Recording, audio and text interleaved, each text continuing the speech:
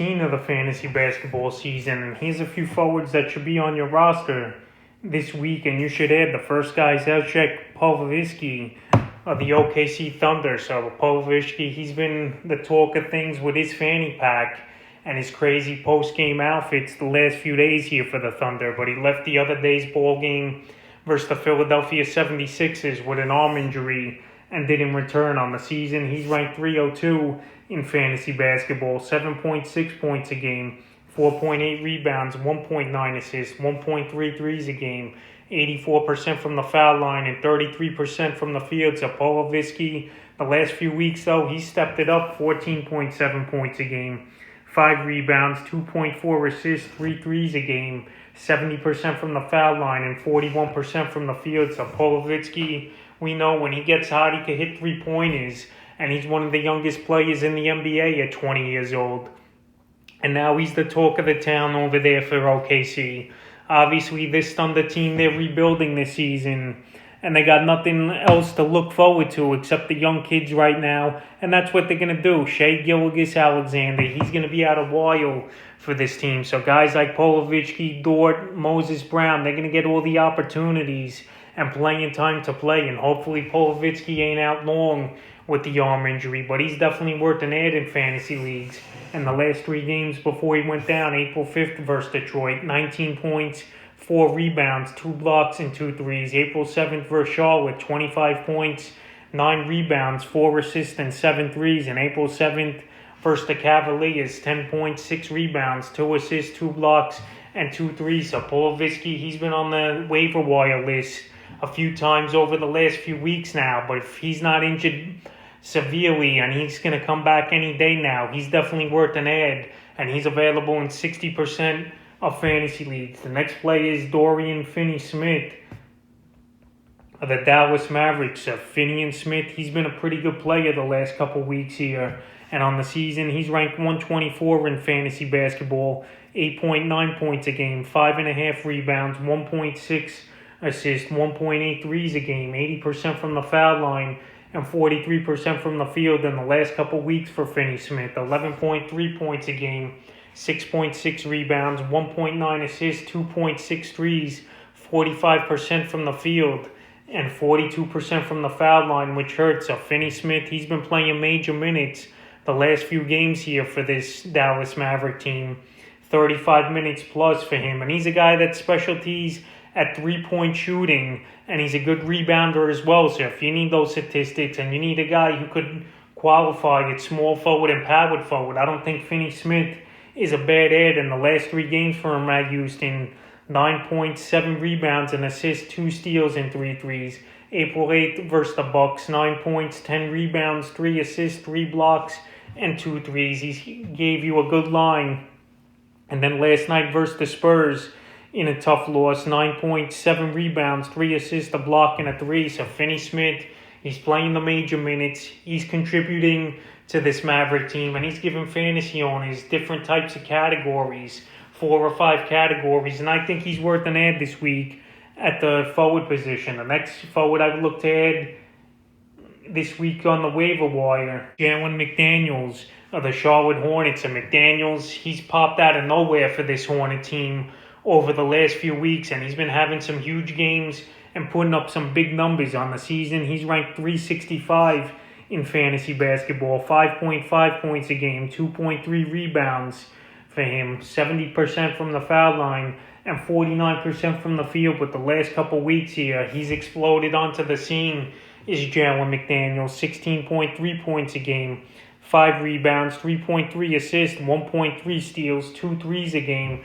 75% from the foul line, and a whopping 62% from the field. So McDaniels, his playing time's really picked up since April 4th here, where he got 17 minutes, and ever since then, he's been playing 30 minutes a game here for this Hornet team. And if you need some forward help and a guy who's going to hit some threes, he's going to score the basketball and get some rebounds, and he's even a decent passer, we've seen, I think McDaniels is definitely worth an add this week, and he's still available in 69% of fantasy leagues. April 7th at OKC, 21 points, 6 rebounds, 3 assists, 2 steals, and 3 threes.